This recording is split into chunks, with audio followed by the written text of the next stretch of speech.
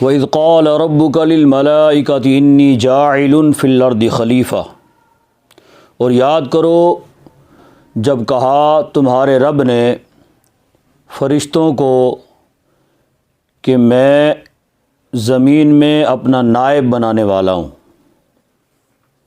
وَإِذْ، اور جب قال کہا ربک تمہارے رب نے للملائکتی فرشتوں کو انی بے شک میں جاعل بنانے والا ہوں فی الارض زمین میں خلیفہ نائب۔ ٹھیک ہے جی۔ اور یاد کرو جب کہا، اب یہ جب لفظی ترجمہ میں نے کیا تو اس وقت یاد کرو ترجمہ اس میں کوئی نہیں آیا، لیکن با محاورہ جب کریں گے تو اس وقت آئے گا اور یاد کرو جب کہا تمہارے رب نے، یعنی اللہ رب العزت اپنے پیارے محبوب سے مخاطب ہے، حضور اقدس صلی اللہ علیہ وسلم سے فرما رہا ہے یاد کرو جب تمہارے رب نے کہا فرشتوں کو کہ میں زمین میں اپنا نائب بنانے والا ہوں۔ یہ یاد کرو کس کا معنی ہے یہ میں بعد میں بتاتا ہوں، ایک بار ترجمہ کر لیں۔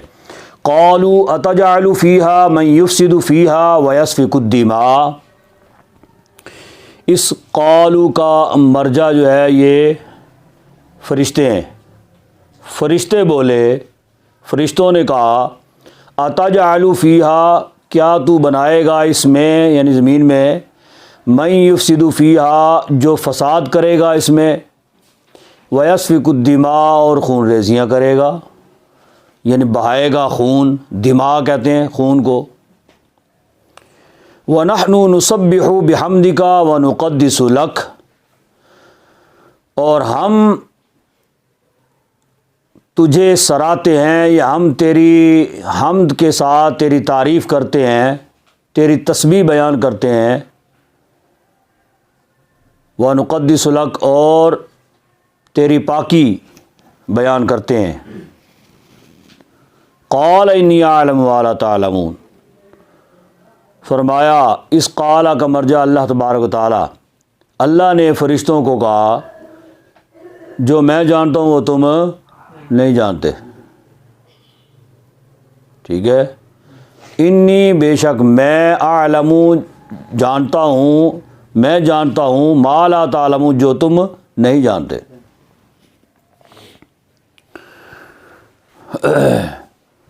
اس آیت کریمہ میں اللہ تبارک و تعالیٰ ایک تو فرشتوں کی حقیقت کو بیان فرما رہا ہے، اور اس کے بعد یہاں سے اس رکوع سے لے کر حضرت ابو البشر سیدنا آدم علیہ الصلاۃ والسلام کا ذکر ہو رہا ہے۔ آدم علیہ الصلاۃ والسلام کی تخلیق کا، ان کو اللہ تبارک و تعالیٰ نے کیسے پیدا کیا۔ سب سے پہلی بات یہ ہے کہ کئی مقامات میں قرآن پاک میں جہاں پہ واعظ آتا ہے وہاں پہ اذکر پوشیدہ ہوتا ہے۔ ٹھیک ہے، اذکر کا معنی ہوتا ہے یاد کرو، یہ مطلب یاد اسی کو کروایا جاتا ہے جس نے وہ واقعہ دیکھا ہو۔ ٹھیک ہے، جس نے وہ واقعہ دیکھا ہو اسی کو یاد کروایا جاتا ہے۔ مثال کے طور پہ آپ میں سے کسی نے میرے ساتھ سفر کیا ہو، کسی جگہ پہ کسی مقام پہ گئے ہوں، کسی پروگرام پہ کسی جلسے میں، تو میں آپ سے کہہ سکتا ہوں کہ یاد کرو وہ فلاں جگہ پہ گئے تھے، وہاں پہ یہ واقعہ ہوا تھا جی۔ تو میں تبھی آپ کو کہہ سکتا ہوں جب آپ میں سے کوئی میرے ساتھ گیا ہوگا۔ اگر مثال کے طور پہ یہ پچھلے دنوں یہ پروگرام کیا، مطلب سناٹھے یا پنڈی گئے، پنڈی پروگرام کیا روات میں آپ کو کہوں کہ جی روات گئے تھے، وہاں پہ پہلے نماز پڑھی، پھر اس کے بعد وہ جس مسجد میں نماز پڑھی پھر پروگرام میں گئے، لوگ انتظار کر رہے تھے جی، تو پھر وہاں پہ بیان ہوا، تو کس موضوع پر بیان ہوا؟ تو آپ کو کیا خبر کہ کس موضوع پر بیان ہوا، کیونکہ آپ تو ساتھ گئے ہی نہیں ہیں، ٹھیک ہے۔ لیکن اگر آپ ساتھ گئے ہوں گے آپ کو پتہ ہوگا کہ فلاں موضوع پر بیان ہوا تھا، فلاں کے گھر میں گئے تھے جی، فلاں مقام پہ مسجد میں نماز پڑھی تھی، آپ کو یقیناً یاد ہوگا۔ حضور اقدس صلی اللہ علیہ وسلم تو تمام انبیاء کے بعد مبعوث ہوئے، ٹھیک ہے، 1,24,000 کم و بیش انبیاء ہے، تو آپ خاتم النبیین ہیں، انبیاء کو ختم کرنے والے، سلسلہ نبوت کو ختم کرنے والے، ٹھیک ہے۔ تو تمام انبیاء کے بعد آپ مبعوث ہوئے، تو اللہ تبارک و تعالی حضور کو یہ کیوں فرما رہا ہے کہ یاد کرو جب میں اپنا نائب آدم علیہ الصلوۃ والسلام، یعنی آدمیت، تمام آدمیت کے باپ، ابو البشر، تمام بشریت کے باپ حضرت آدم علیہ الصلوۃ والسلام کو جب میں پیدا کرنے لگا تھا، ان کا قالب تیار ہونے لگا تھا، اپنا میں نائب دنیا میں بنانے لگا تھا، تو اس وقت پھر فرشتوں کے ساتھ جو کلام ہوئی، فرشتوں نے مجھے یہ کہا، میں نے فرشتوں کو یہ کہا، تو حضور اقدس صلی اللہ علیہ وسلم کو کہنے اور بتانے کا مقصود کیا ہے؟ یہ ہمیں وعظ جو ہے یہ بتا رہا ہے، اذکر ہمیں بتا رہا ہے کہ حضور اقدس صلی اللہ علیہ وسلم کی ذات بابرکات اس وقت موجود تھی، ٹھیک ہے۔ حضور نبی کریم صلی اللہ علیہ وسلم اول بھی ہیں اور آخر بھی ہیں۔ نبی پاک صلی اللہ علیہ وسلم تمام انبیاء کے بعد آپ لباس بشری میں آپ کی تخلیق جو ہے، یا آپ مبعوث ہوئے کائنات کے اندر تشریف لائے ہیں لباس بشری میں تمام انبیاء کے بعد، لیکن آپ کی تخلیق اللہ تبارک و تعالیٰ نے تمام انسانوں سے پہلے، ابھی کچھ بھی نہیں تھا زمین پر، نہ دنیا میں، نہ کائنات میں، نہ زمین نہ آسمان، کچھ بھی نہیں تھا، فرشتے بھی نہیں تھے جی، ایک فقط اللہ کی ذات تھی۔ کنت کنزا مخفیا فاحببتہ، حضور اقدس صلی اللہ علیہ وسلم کی حدیث پاک ہے کہ میں ایک چھپا ہوا خزانہ تھا، اللہ تبارک و تعالیٰ نے جب چاہا کہ میں دنیا میں آؤں تو پھر اپنے نور سے میرے نور کی تخلیق فرمائی، ٹھیک ہے۔ تو حضور اقدس صلی اللہ علیہ وسلم اس وقت بھی موجود تھے جب آدم علیہ الصلوۃ والسلام کی پیدائش ہونے لگی تھی، اس وجہ سے حضور اقدس صلی اللہ علیہ وسلم فرماتے ہیں نا کہ میں اس وقت بھی نبی تھا جب آدم علیہ الصلوۃ والسلام مٹی اور روح کے درمیان تھے جی، میں اس وقت بھی نبی تھا جب آدم علیہ الصلوۃ والسلام جو ہے وہ اپنا قلب اور یہ جسم اور روح کے درمیان تھے، مٹی اور پانی کے درمیان تھے، اس وقت بھی میں نبی تھا جی۔ تو حضور اقدس صلی اللہ علیہ وسلم موجود تھے۔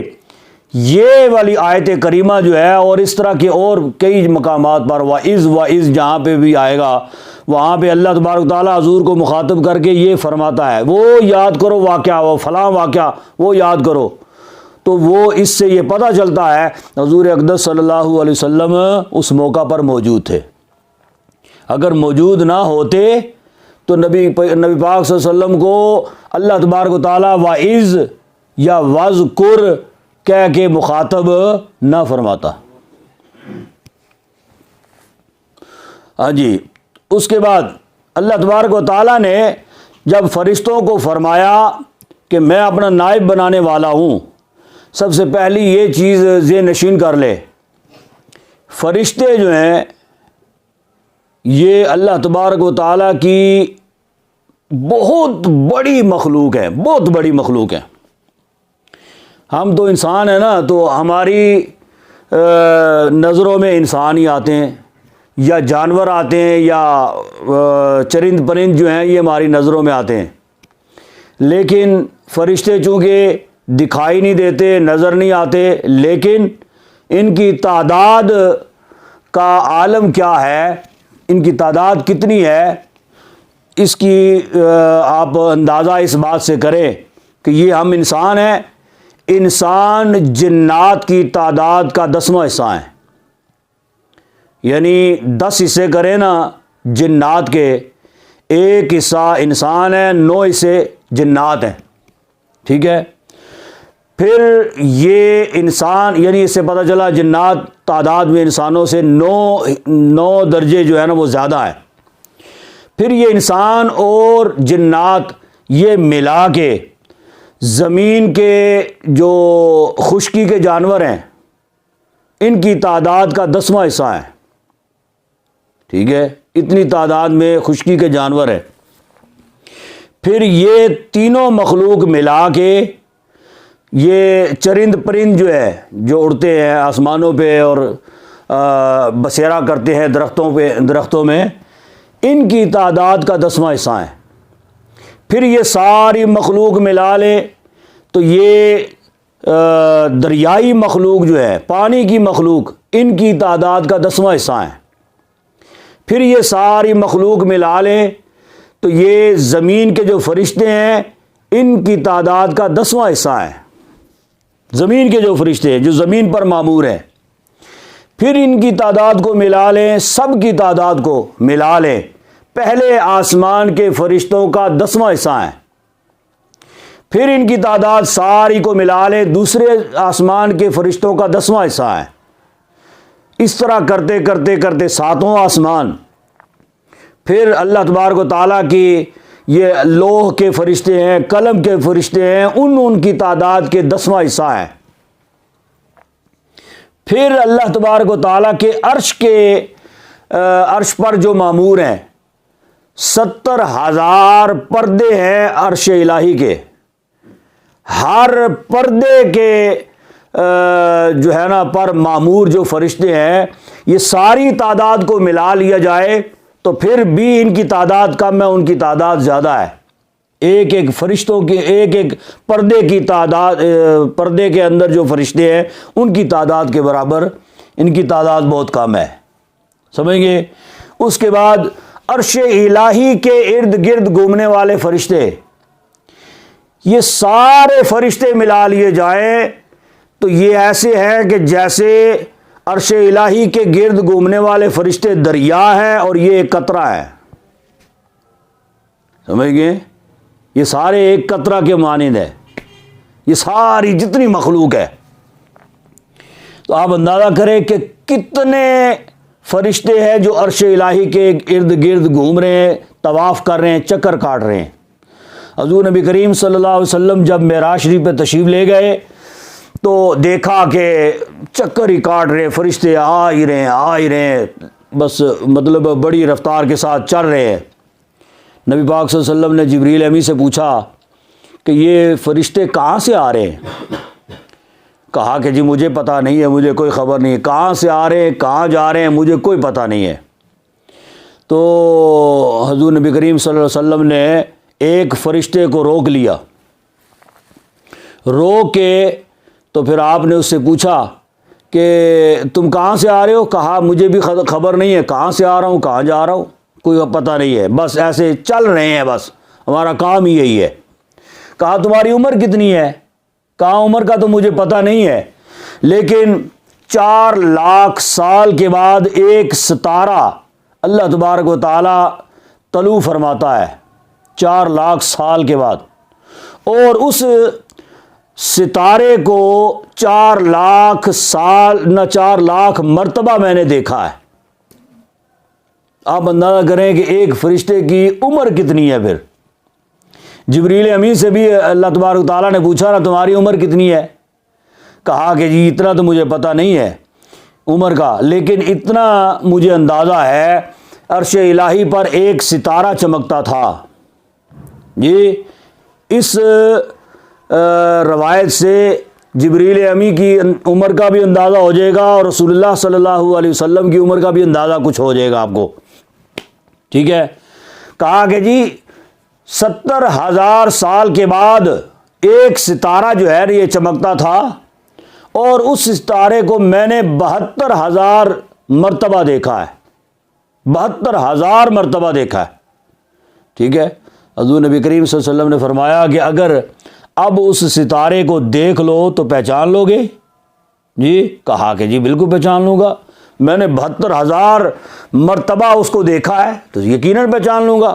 کہا نبی پاک صلی اللہ علیہ وسلم نے ایسے امامہ شریف جو ہے نا، دستار مبارک ایسے اوپر اٹھائی، یہاں سے وہ ستارہ جو ہے وہ نمودار ہوا، اس کی روشنی جو ہے نا وہ ظاہر ہوئی۔ جبریل امین نے جیسے ہی دیکھا فوراً پہچان گئے، ٹھیک ہے۔ بڑھ کے آگے تو نبی پاک صلی اللہ علیہ وسلم کی پیشانی کو چوم لیا تو حضور نبی کریم صلی اللہ علیہ وسلم نے فرمایا انا ذالک الکوکب، کہ میں ہی وہ ستارہ ہوں جو 72,000 مرتبہ تو نے دیکھا ہے، جی تو وہ ستارہ میں ہی ہوں۔ تو آپ اندازہ فرمائے کہ حضور نبی کریم صلی اللہ علیہ وسلم کی عمر مبارک پھر کتنی ہے اور فرشتوں کی عمریں کتنی ہے۔ تو یہ فرشتے جو ہے یہ نوری مخلوق ہے۔ کیا ہے؟ نوری مخلوق۔ اللہ تبارک و تعالی نے ان کو تخلیق فرمایا ہے، نور سے یہ پیدا ہوئے، ٹھیک ہے۔ اور مطلب یہ نہ آگ کی مخلوق ہیں نہ یہ مٹی کی مخلوق ہے، نوری مخلوق ہیں یہ۔ اور کوئی کسی حالت میں ہے، کوئی کسی حالت میں ہے، کوئی اتنا سا مچھر کی مانند فرشتہ ہے، بالکل معمولی سا۔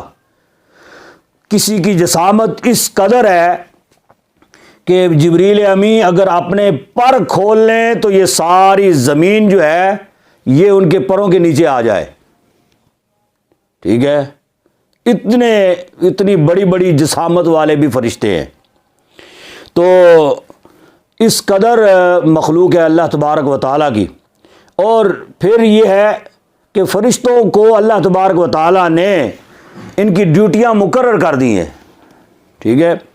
کچھ جو ہے بس عرش الہی کے ارد گرد طواف کر رہے، کچھ قیام کی حالت میں ہیں، وہ قیامت تک قیام کی حالت میں ہی رہیں گے۔ کچھ فرشتے رکوع کی حالت میں وہ رکوع کی حالت میں رہیں گے، کچھ سجدے کی حالت میں وہ سجدے کی حالت میں رہیں گے۔